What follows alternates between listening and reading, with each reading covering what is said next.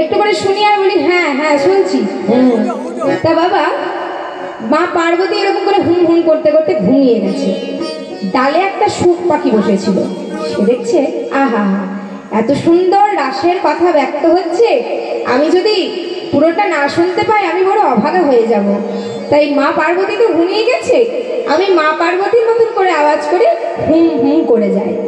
তা মায়ের আওয়াজে হুম হুম করে গেছে, হুম হুম করে গেছে। শুক পাখি কথা বলতে পারে তো। তা বাবা, সেই শুক পাখি সারা রাসলীলার যে আগম নিগম তত্ত্ব মহাদেব শোনালেন পুরোটা শুনেছিল। এবার হঠাৎ করে পুরোটা বলা হয়ে গেছে, তখন মা পার্বতীর ঘুম ভেঙেছে। ঘুম ভেঙে চিৎকার করলো, মহাদেব আমি তো এতটা শুনেছিলাম, তারপরটা তো শুনিনি। যেই না বলেছে মহাদেব তখন চমকে গেছে, কি তাহলে রাসের কথা কি শুনলো? তুমি যদি না শুনলে তাহলে তো এই লীলা ব্যক্ত হতে দেওয়া যাবে না। হঠাৎ দেখলেন ডালের মধ্যে একটা শুক পাখি।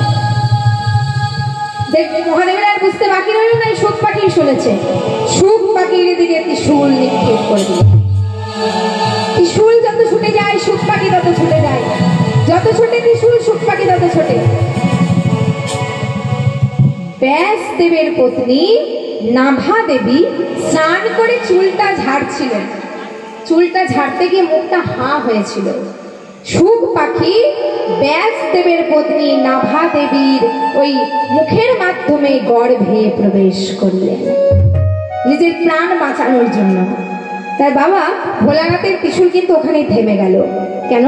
কেননা এরপর যদি ত্রিশূল আঘাত করে তাহলে কিন্তু শুধু শুক পাখি নয়, ওই গর্ভের মধ্যে তো শুক পাখি ছিল, কি হবে না নাভা দেবীও মারা যাবে, মানে মাও মারা যাবে, মাতৃ হত্যার পদে লিপ্ত হবে। তাই ত্রিশূল কিন্তু ওখানে থেমে গেল। গর্ভবতী হলেন নাভা দেবী। 10 মাস পেরিয়ে গেল, 1 বছর পেরিয়ে গেল, 2 বছর পেরিয়ে গেল, 12 বছর পেরিয়ে গেল। কি করা যায়? একদিন ব্যাসদেব গর্ভের কাছে গিয়ে করজোরে বলল, বাবা তুই যে আছিস না কেন এবার বেরিয়ে আয়, এবার যদি না বেরোস তোর মা মারা যাবে।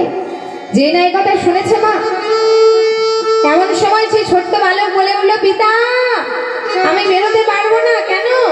পিতা আমি বেরোলেই ভোলানাথের ত্রিশূল আমার প্রাণ নেবে।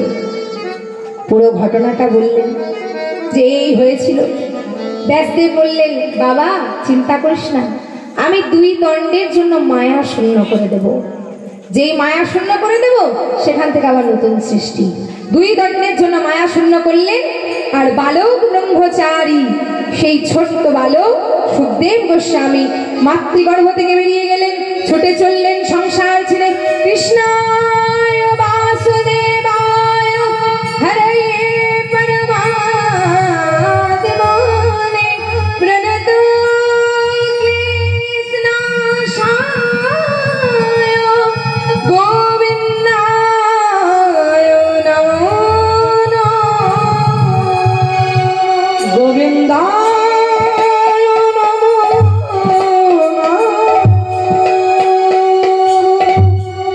ইনি হলেন সুখদেব গোস্বামী, যিনি ভাগবত শ্রীমদ ভাগবতের রাসের বক্তা। আর শ্রোতাকে মা পরীক্ষিত মহারাজ। কি করে হলো মহারাজ শ্রোতা? একদিন মহারাজ মৃগয়ায় গিয়েছিলেন। মৃগয়া করতে করতে ক্লান্ত হয়ে শ্রমিক মুনির আশ্রমে এসে উপস্থিত। শ্রমিক মুনিকে জল চাইলেন। শ্রমিক মুনি ধ্যানে ছিলেন, জল দিতে পারলেন না। মহারাজের অহংকার হয়ে গেল, আমি এখানকার মহারাজ, আমাকে একটু জল দিতে পারলো না? শ্রমিক মুনির পাশে মৃত সর্প ছিল, সেই মৃত সর্পখানি নিয়ে এসে বাবা শ্রমিক মুনির গলায় পরীক্ষিত মহারাজ জড়িয়ে দিলেন। সেখান থেকে ফিরে যাচ্ছেন সিঙ্গি মুনি, শ্রমিক মুনির ছেলে সেখানে উপস্থিত। দেখলেন পিতার গলায় মৃত সর্প, অভিশাপ দিলেন। ধ্যানে জানতে পারলেন পরীক্ষিত মহারাজ, অভিশাপ দিলেন, আমার পিতার গলায় যে মৃত সর্প জড়িয়েছে, আগামী 7 দিনের মধ্যেই সর্প দংশনে তার মৃত্যু হবে।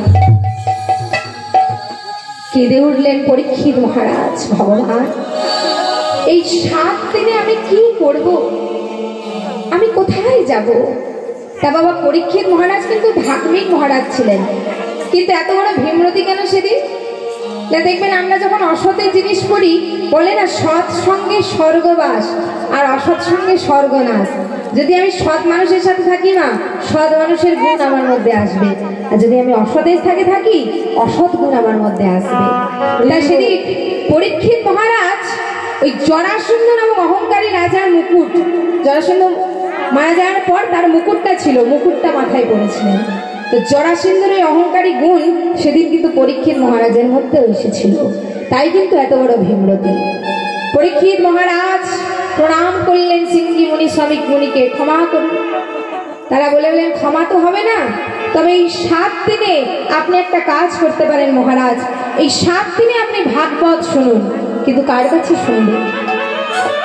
ছুটে গেলেন সুখদেব গোস্বামী মহারাজের কাছে। আমার জীবনের আর 7 দিন বাকি, মাগো আমরা কেউ বলতে পারবো না আমরা কদিন বাঁচবো। নিঃশ্বাসের কোনো বিশ্বাস আছে কি? নেই। জাগলে সকাল, না জাগলে পরকাল, তাই না? বাল্যকালে হরি ভজে হরি পাওয়ার আসে, যৌবনেতে হরি ভজে হরি আসে কি না আসে, বৃদ্ধ বয়সে হরি ভজে জমেরও তর আসে। বাল্যকাল হচ্ছে হরি ভজনের সময়, যখন যৌবন চলে আসে হরি আসতেও পারে না আসতে পারে, আর বৃদ্ধ বয়সে হরি ভজি জমের ভয়ে জমেরও তর আসে। এই যে আপনারা আজকে এখানে হরি নাম শুনতে এসছেন, কৃষ্ণ নাম শুনতে এসছেন, আজকে এই জায়গাটা নবদ্বীপ, এই জায়গাটাই হলো বৃন্দাবন।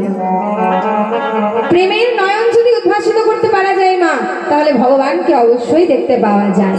আর এই সংসার মায়ার জ্বালায় জড়িয়ে গিয়ে আমার করতে করতে একটা ভিনদেশি পাখি, মা কথাটা মন দিয়ে শুনবেন, উঠতে উঠতে একটা শিমুল গাছে বাসা বেঁধেছে। এবার শিমুলের ফল তো লাল, মনে মনে ভাবছে সারা বছর ফল খাবো, একা আছি আমি, বাসা একা বেঁধেছি, ফল খাবো। ফল পেকেছে, পাখি ঠোকর দিয়েছে, দেখছে গোটা মুখে তুলোই ভরে গেল। তখন পাখি কেঁদে কেঁদে বলছে, হায় রে আশায় বাঁধিলাম বাসা, প্রত্যাশাই কাটিল কাল, ঠোকর মারিতে কিছু না পাইলাম, তুলাতে ভরিল গাল। এই হয়েছে আমাদের দশা। সংসার মায়ায় পড়ে আমার করতে করতে, সুখের সন্ধান করতে করতে বাবা দুঃখ ছাড়া আবার আমরা আর কিছুই পাই না।